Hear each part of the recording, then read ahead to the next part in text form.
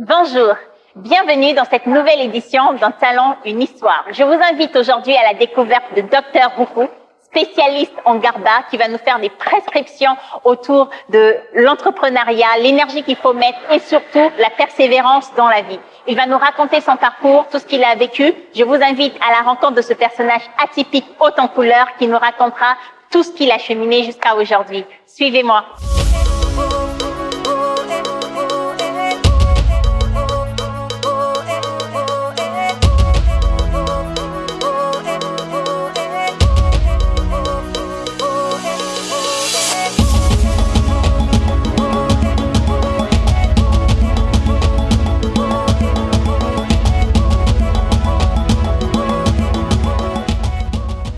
Bonjour, Dr Roukou. Bonjour madame. On m'a dit que je ne pouvais pas arriver à Abidjan sans m'arrêter dans ton garba si spécial qui est justement une prescription limite médicale pour pouvoir tourner à Abidjan. C'est ça. Alors dis-moi, raconte-nous, quel est ton parcours, qu'est-ce que tu as fait jusqu'ici et comment tu en es arrivé à ça? Docteur Roukou, d'abord va vous dire bonne arrivée. Comme on le dit chez nous à Abidjan, Aquaba. Le parcours des docteurs Roukou dans les GABA et aujourd'hui pour se faire cette notoriété dans ce business, c'était d'abord la volonté. Le vouloir faire avant d'y arriver. Il faut dire que ce n'était pas facile. Je ne suis pas cuisinier à la base. Voilà. En 2010, la Côte d'Ivoire a connu ce que tout le monde sait. Hein? Voilà. Et il y avait une crise, il faut dire le nom. Il ne faut pas dire qu'il y avait difficulté, il y avait une crise. Donc on ne faisait rien. Voilà, on était au quartier. Puis j'ai décidé un matin de dire bon, je vais vendre GABA. Je vais me rendre utile. Mais avant ça, tu faisais quoi? Avant ça, on fait ce qu'on appelait être dans la nuit, genre manager de boîte de nuit, de bars, se défendre, voilà. C'est ce que je faisais la nuit. Et puis la journée, j'étais avec un juriste où je bossais. Donc, voilà. Ici, d'abord, au bled, d'abord, il y avait l'esprit de bengue, quoi. Ouais. Je bosse la nuit au bar et la journée, il était comme un poussier. Voilà. Et quand il y a eu la crise, tout était fermé. On squattait au quartier, on ne faisait rien. Donc, je voulais être utile et je me suis mis dans le business du GABA. C'est comme ça. C'est venu tout seul. Pourquoi le GABA et pas autre chose? Pourquoi le GABA? Parce qu'à cette époque, il y avait la crise. Ceux qui avaient le business, les Nigériens, comme on les appelle, rentraient. Voilà, ils sont partis. Et c'est la nourriture que l'Ivoirien aime. Elle est 100% ivoirienne. C'est la tchéquie, c'est le poisson qui vient de notre port. Donc j'ai vu que le business était libre. Et il fallait se mettre pour être utile. Et puis voilà. D'accord. Il te fallait des fonds spécifiques pour pouvoir commencer ou bien avec le peu que tu avais, tu as pu lancer quelque chose? Avec le peu. On a commencé avec 3 briques. Hein. Oui, c'est 3 briques, je me rappelle bien. C'était un 31 mars, un mercredi. Et le jeudi, voilà, ça pétait quoi, voilà. Parce que c'était pas ici. Oui. On s'est dit, les gars, ils ont attaqué à propos tel commissariat. Donc, le jeudi, ils ont pris la zone. Puis bon, puisque j'étais dans mon quartier sur 2 plateaux. Donc, j'ai fait pause. Et puis après la crise, quand on a repris, je me suis dit, bon, il fallait faire un peu. Et puis bon, vaquer à d'autres occupations, bien reprendre soit la nuit encore. Et j'ai vu que, voilà, ça fait un bim, quoi. Voilà, ça donne le goût de ça, quoi. Et combien de GABA tu as aujourd'hui? Non, combien de GABA? Je suis seul ici. J'ai, comme on le dit, voulu avoir d'autres stands, d'autres annexes. Mais j'ai vu que les Ivoiriens n'ont pas encore compris quelque chose. C'est bon d'être au bureau, mais c'est bon aussi d'être sur le terrain. Ouais. Voilà. Et là, j'ai essayé avec beaucoup de petits, beaucoup de jeunes frères que j'ai voulu former. Voilà. Ils n'ont pas l'esprit de la patience. C'est de l'entrepreneuriat, vous avez dit le mot.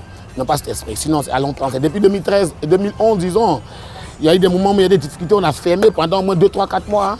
Presque 1 an. Comment tu as fait pour te relever de ça? Pour te relever de ça? Comme je dis, une fois que vous êtes dans l'eau, vous êtes déjà mouillé, il n'y a pas de problème. Hein. On est déjà dedans, donc on connaît déjà les rouades. Il suffit de trouver juste un peu. Voilà, on reprenait, espérant un jour qu'on allait trouver la bonne position. Et c'est toujours comme ça. Un entrepreneur, un homme qui veut ne baisse pas. L'échec, c'est quand tu abandonnes. Sinon, toutes ces fois, ça te forme. Et ça me formait. Parce que je me rappelle au début, c'était poisson 250, à checker 100 francs, condiment, si je suis payé 500. Et après, j'ai bouclé ça, j'ai fait condiment, le plat de 500. Et après ça, j'ai arrêté. Et après chaque crise, je vois que voilà quoi. Donc, qu'est-ce que tu as appris pendant tout ce temps-là? Pendant toutes ces crises, qu'est-ce que tu as appris?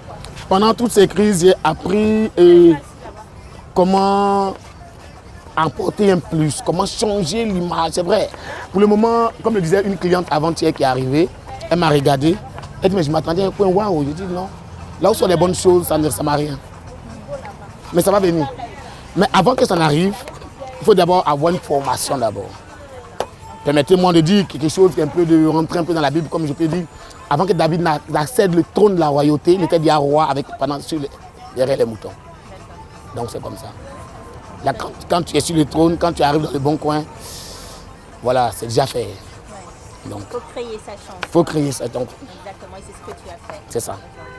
Et selon toi, quel conseil tu peux donner aux jeunes qui veulent se lancer dans ce genre d'aventure entrepreneuriale? Qu'est-ce que tu leur dirais? J'étais une fois à un lancement d'une structure sur le net, donc j'étais allumé, c'est et après les gens posaient des questions, j'ai dit, article 1, selon moi, article premier, n'a jamais rien. Il faut risquer. Pourquoi je dis ça? Je pouvais abandonner un 6 mars 2013, lorsque j'ai fait une sortie sur Bassam, près de 200 000 d'investissements, et je pars à la plage, je vends seulement que 8 000 francs CFA. Quand je reviens à la conservation du poisson, je finis de vendre, je suis endetté. Et je fais faillite. Je n'ai pas abandonné. J'ai repris. Je vais encore dans un coin où ça marche encore. Je finis encore, je fais faillite. Je n'ai pas abandonné. Je reviens. J'ai eu place dans un espace, un hypermarché dont j'étais des noms, de la commune de Cocody, où une semaine après, ils m'ont chassé. Ce jour-là, j'ai pensé que le ciel allait tomber sur moi parce que mon associé avait investi 550 000. Et une semaine de travail après, on nous chasse. Je n'ai pas abandonné. Je reviens. L'associé et moi, on passe un concours de la CGCI, du patronat ivoirien pour l'entrepreneuriat. On avait qu'un prix de 5 millions. Et mon associé sort une histoire me dit que je dois avoir 20%. On était 3 et les deux prennent 80%. Alors j'ai vu après qu'il fallait les laisser. Et j'ai jonglé, j'ai jonglé. Le jour où je voulais dire, je vous laisse. J'ai dit non, mais attends, tu as grouillé, tu as mis en place ton business, les gars viennent de nulle part et puis comme ça ils te prennent en business. Il dit bon, ok. Et j'ai abandonné, il dit prenez la structure. Si la CGC vous donne les 5 millions, prenez. Je n'ai pas abandonné. Ils sont pas sur le terrain, je suis encore sur le terrain. Je trouve encore notre associé. Il me met les bâtons dans les roues, je le laisse, il va faire un festival au Burkina de Gaba. Je reviens. Il a abandonné. Je n'ai pas abandonné. Il y a eu la crise mondiale, la pandémie de Corona. Je suis allé encore faire avec des amis, quelque part à domicile à Toban. Et on finit, on me fait un point de 1 83 000 de chiffre d'affaires, un mois de travail. Et je sors de là avec 40 000. Je n'ai pas abandonné. Mais voici où vous allez me trouver. Il ne faut jamais abandonner. Quand tu as un rêve, va jusqu'au bout. Joseph pouvait abandonner lorsque ses frères l'ont mis dans le puits. Il pouvait abandonner lorsqu'il était dans la prison. Il n'a pas abandonné. On n'abandonne jamais. Ton rêve là, le champion de boxe là, il a pris des coups. Il ne faut pas abandonner. Il prend toujours les coups. Et ces coups me permettent toujours de grandir.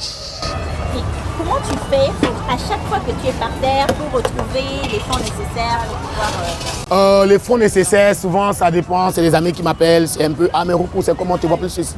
Vraiment, voilà, ça n'a pas marché. Bon. Mais Roukou, qu'est-ce qu'il te faut? 1, 2, 3. Ça répond vite. Ça répond vite, mais souvent je suis là, je me demande, mais qu'est-ce qui ne marche pas? Et puis bon, souvent, mauvaise gestion, bonne gestion, mais je cherche là, maintenant je cherche maintenant. Oui, parce que toute chose, ça va d'abord. Est-ce que vous maîtrisez d'abord l'assaisonnement? Est-ce que vous maîtrisez d'abord la cuisine? Ok, on vient maintenant côté gestion maintenant. Qu'est-ce que... Parce que c'est à court terme, à moyen terme, à long terme. Et maintenant, j'ai fait à court terme. Je suis dans la chose. À moyen terme, j'ai eu le nom, j'ai le marché. À long terme, est-ce que tu veux rester sous ce parasol? Non. C'est ça maintenant que je cherche. C'est quoi tes ambitions alors? Vous partez d'ici, à votre retour, retrouvez Roukou dans un restaurant, dans un espace où c'est plus le parasol, mais voilà quoi. C'est du bim. Ami, il faut dire au gars, prends son numéro pour l'appeler, prends mon téléphone pour l'appeler, n'a venir. Il va faire un gâteau d'anniversaire. Tiens ma fille. Appelle-le. Tout le bien qu'on te souhaite, Dr Roukou. Pourquoi Docteur Roucou, justement? Docteur Roucou, d'abord, Roucou, c'est parti de la chanson d'un artiste que j'aime bien. J'aime bien la rumba. Oui, ça, c'est moi. Je me suis inspiré de la rumba pour arriver là aussi. Je me suis inspiré de la musique, oui. Comment je dis? Parce que là où j'étais, les nuits, quand tout le monde rentre, une fois, la première fois que j'ai fait le gâteau, c'était le gâteau d'un jeune frère. J'ai rassemblé la tchéké, j'ai mis la bougie. Et quand j'ai présenté, il a commencé à pleurer. Il mange Garba, mais fait un gâteau. Et les jours qui ont suivi, chaque fois quand je suis seul, je mets ma rumba. Et je réfléchis, qu'est-ce qu'il faut montrer aux gens dans ce truc-là? Puis ça va. Donc un matin, j'ai mis persil dedans. Et puis les gens s'appellent, ah, Garba la persil. Wow. Ça vient de partout. Facebook. Roucou, c'était déjà le nom depuis 2006, lorsque Kofi Olomide fallait pour sortir l'album Danger de mort du son pharmacien Roucou. Voilà, un ami m'attribue ce nom comme Mokere. Et ça reste, les amis congolais m'appelaient Roucou, Roucou, le Roucou. Et le docteur s'ajoute, le jour où je fais le Garba, un ami qui vient manger, et puis il a duré. Il me dit, tiens, docteur, il est patienté, mais je suis guéri. Et il va écrire la première page Facebook, Docteur Roucou. Aujourd'hui, voilà. Ça a fait ton succès. Mon nom n'est plus, c'est Docteur, allons chez Docteur, allons, c'est fait un Roucou, allons chez Roucou, allons chez Roucou. Donc voilà, on n'a plus besoin de chercher, c'est Docteur Roucou. Il n'y a pas deux docteurs. Et qu'est-ce qui fait ton succès aujourd'hui, selon toi? Le succès, selon moi, on a connu le Garba que les Aoussa. Je les respecte. C'est comme ça. C'est les Aoussa qui ont commencé. Et quand ils ont commencé, on connaît le Garba, tomates, oignons, piment. Le poisson avec toujours son accompagnement. Donc, pas de pub. Bon, c'est déjà resté. Mais je viens, un gars qui derrière, il vient, il fait tomate, oignon, et il a sa manière à lui de couper les condiments. Voilà. Et il vient, il ajoute des persils. Il vient, il met du poivron en poudre, il fait une vinaigrette avec une sauce bien. Il change la qualité de la tchéké. La tchéké du Garba, c'est pas du chiant. Ça, c'est du bon à tchéké. Il change la qualité de la tchéké. Et à la grillade du poisson, ça doit bien frit. Et maintenant, là, il va tuer. Maintenant, il fait son gâteau d'anniversaire. Là, il a tué. Là, il a tué. Là, il a tué. Là, il a tué. Là, il a tué. Donc, du coup, voilà, les Ivoiriens, nous sommes curieux. L'Ivoirien, c'est comme ça, il aime ce qui est nouveau. Il aime ce qui sort de l'ordinaire. Ça, c'est l'Ivoirien. Donc, du coup, les gens ont commencé à Garba, je suis Facebook, les gens, puis bon, voilà. C'est un peu, voilà, d'où. Parce que ce monsieur qui vient de Angré, quelque part loin là-bas, là, il est venu, on a du poisson en chambre froide, on dit le monsieur est parti à la mosquée. Donc, on est en train de voir, il faut fabriquer un truc, il ne va pas avec les mains vides. On doit trouver quelque chose qui parte à la maison, parce qu'il a la rencontre sur lui. Donc, s'il va zéro, c'est pas bon, il n'est pas un bon chasseur. D'accord. L'expérience client, c'est hyper important. C'est ça, très important. C'est ça. Il y a des clients souvent qui ne sont pas servis et qui envoient des messages, qui se plaignent. J'appelle après, quand il y a des excuses. Le lendemain, soit je me sacrifie et dis, bon, tout à l'heure, il y a une dame qui a commandé 29 plats. On a fait une erreur. Donc, elle a donné, elle, son plat. Là, je l'ai appelé, je lui ai dit, bon, je te fais un plat demain. Je paye la livraison et tout. C'est comme ça. Il faut fidéliser les clients parce qu'un client peut partir avec 10 clients. Un client peut venir avec 10 clients. Donc, c'est vice-versa. En dehors de la rumba, qu'est-ce qui t'a inspiré? Pour arriver au docteur que je suis, c'est-à-dire, c'est le client qui m'a inspiré. Oui. Comme je dis, le client m'a inspiré, c'est quand vous présentez un plat, le client dit waouh. Déjà, ça veut dire que ça touche. Et quand vous déposez pour voir des gens se battre, pour faire des photos. Donc, du coup, ils sont en train d'apprécier votre boulot. Donc, du coup, si j'ai fait un plat aujourd'hui, soit en cœur, si vous avez la connexion ici, vous allez aller sur ma page. Si j'ai fait un plat de Garba en cœur, où j'ai mis quelque chose, demain, je dois chercher à faire un plus. Donc, les clients m'ont donné l'inspiration. Et il ne faut pas mentir. Une fois, j'ai pensé que l'inspiration des gens et le Saint-Esprit, Dieu donne. Parce que souvent, tout ce que je fais, je ne goûte pas. Pas parce que je me fais, non. Mais il faut dire que je suis un instrument et c'est lui qui fait le reste. C'est Dieu. J'aime beaucoup ta philosophie, docteur. C'est Dieu. C'est vraiment très intéressant. Et nous arrivons donc au terme de cet échange passionnant. J'aimerais que tu laisses un petit message aux jeunes et leur dire quelque chose pour les motiver, pour les aider, pour les accompagner à aller de l'avant. Je veux ici dire encore à un jeune qui me regarde. Tu es sorti une première fois, tu as échoué, réponds encore.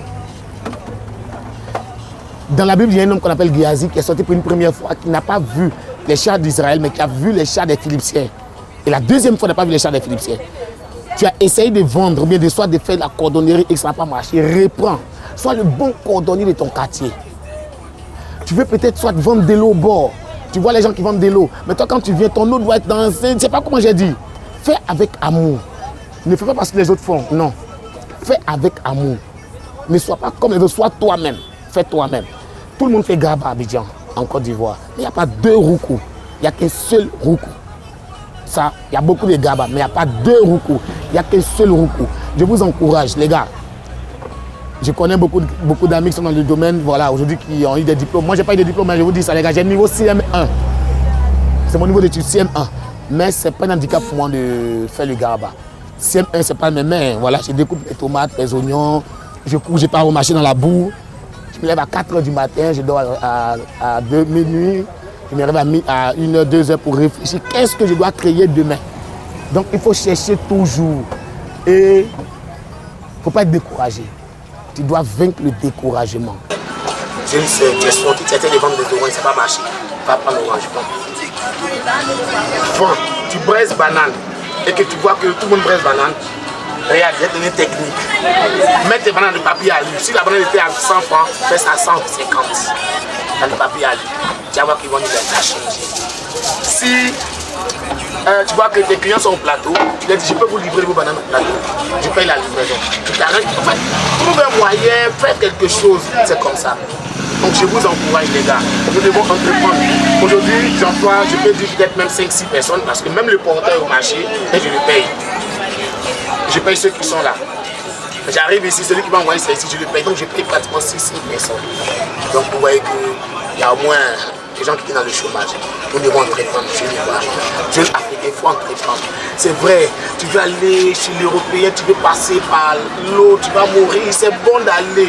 Mais chez toi là, il y a ça. Utilise ta matière grise. Là. Ça se passe ici. Donc les gars, nous devons entreprendre. Si tu n'as pas eu la chambre dans un bureau, fais-toi une place sur le terrain. Et si tu as une place au bureau, fais-toi une place sur le terrain. C'est très important. C'est très important. Si aujourd'hui, tu ne peut-être fais pas, j'utilise tomate, plante tomate, elle achète tomate chez toi. Plante persil, on va l'acheter chez toi. Plante piment. Tout ça là, c'est entreprendre. Et c'est ce que je pouvais dire peut-être à un jeune frère qui me suit. Il ne reste pas en train de dormir pour dire attends ton papa. Il n'a pas entendu son papa. Les enfants vont pas attendre les grands-pères. Ils ne vont pas t'attendre. Donc,